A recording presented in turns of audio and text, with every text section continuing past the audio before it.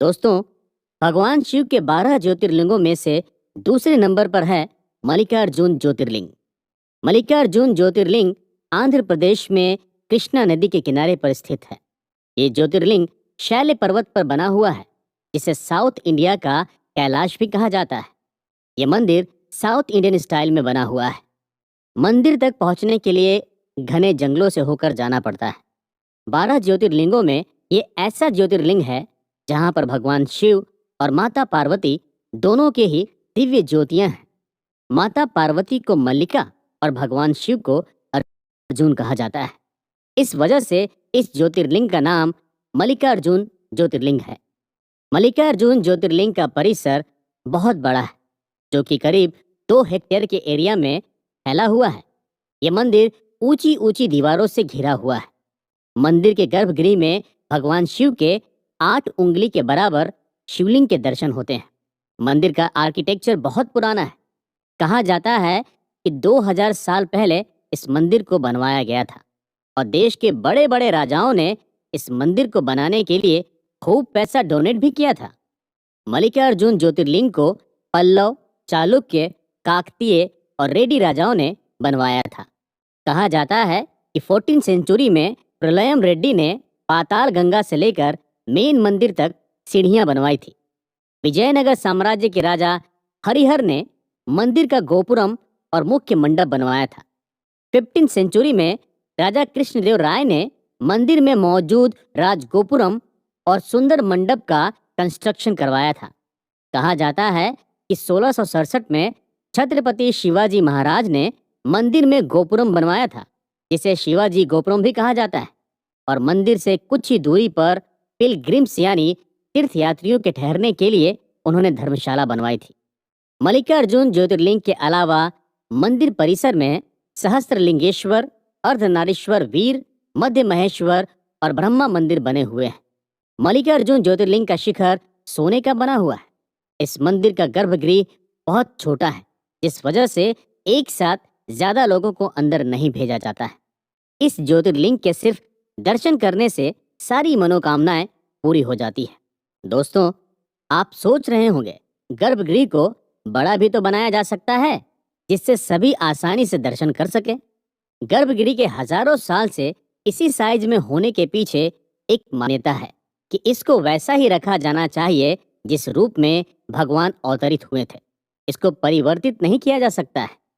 मल्लिकार्जुन ज्योतिर्लिंग के दरबार को सुबह 5:30 बजे भक्तों के लिए खोल दिए जाते हैं और करीब 1 बजे तक तीर्थयात्री मंदिर में दर्शन करते हैं।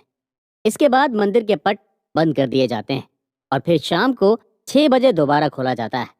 रात को 10 बजे मंदिर बंद कर दिया जाता है। मल्लिकार्जुन ज्योतिर्लिंग से कुछ ही दूरी पर मां सती का मंदिर भी है, जिसे जगदम्बा मंदिर के नाम से जाना जाता है। ये मंदिर मां सती के 51 शक्तिपीठों में से एक है। श्री शैलम पर्वत पर मां सती की गर्दन गिरी थी। यहाँ मां सती को ब्रह्मरांबा के रूप में पूजा जाता है। कहा जाता है कि माता सती के पिता राजा दक्ष प्रजापति ने यज्ञ का आयोजन किया, जिसमें उन्होंने सभी देवी देवताओं को बुलाया था, लेकिन इसमें उन्होंने अपनी बेटी सती और दामाद शिव जी को नहीं बुलाया। तब मां सती बिना बुलाए ही यज्ञ में जा पहुंची, जहां दक्ष प्रजापति ने मां सती का बहुत अपमान किया, जिसे तो उन्होंने बर्दाश्त कर लिया, लेकिन बाद में दक्ष प्रजापति भगवान शिव के खिलाफ बोलने लगे।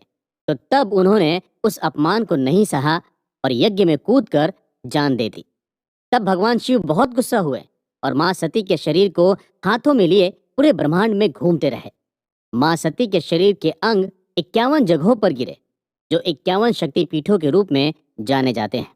दोस्तों, मल्लिकार्जुन ज्योतिर्लिंग के एग्जिस्टेंस में आने की स्टोरी भी बहुत ही इंटरेस्टिंग है।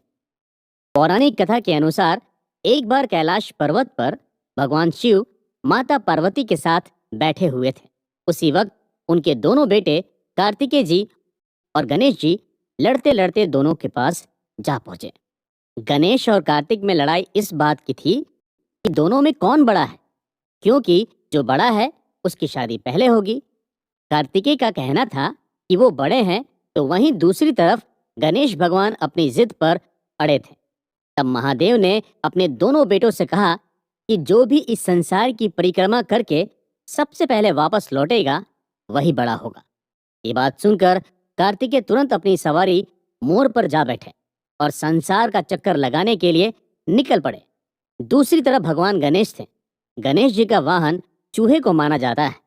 चूहे पर बैठकर इस पूरी दुनिया का चक्कर लगाना बहुत मुश्किल था, लेकिन भगवान गणेश को बुद्धि का देवता यूं ही नहीं कहा जाता है।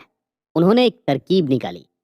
श्री गणेश इस संसार का चक्कर लगाने की जगह अपनी माता पार्वती और पिता भगवान शिव के पास जा पहुंचे और उन दोनों की परिक्रमा करने लगे।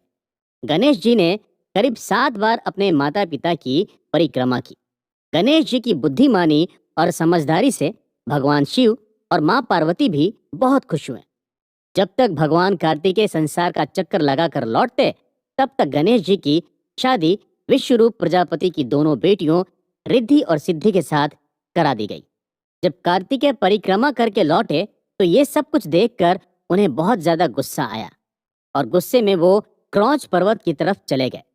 कार्तिकेय को मनाने के लिए पहले नारद मुनि वहां पहुंचे, लेकिन कार्तिकेय इतने ज्यादा नाराज थे कि वो बिल्कुल नहीं माने। तब माता पार्वती उन्हें मनाने के लिए पहुंची। अपने पुत्र को देखने के लिए भगवान शिव भी वहां पहुंचे और ज्योतिर्लिंग के रूप में प्रकट हो गए। ऐसा माना जाता है तभी से वहां पर मल्लिकार्जुन ज्योतिर्लिंग की स्थापना हुई। कहा जाता है कि शैल पर्वत पर बने मल्लिकार्जुन ज्योतिर्लिंग के दर्शन करने से और यहाँ पर भगवान का अभिषेक करने से अश्वमेघ यज्ञ करने जितना पुण्य मिलता है। मल्लिकार्जुन मंदिर में दर्शन करने के लिए कोई खास ड्रेस कोड नहीं है, लेकिन अगर आप मंदिर में भगवान शिव का रुद्राभिषेक या किसी तरह की पूजा पाठ कर रहे हो तो पुरुषों को धोती पहनना बहुत ज़रूरी होता है और वहीं औरतों के लिए साड़ी पहनना ज़रूरी होता है।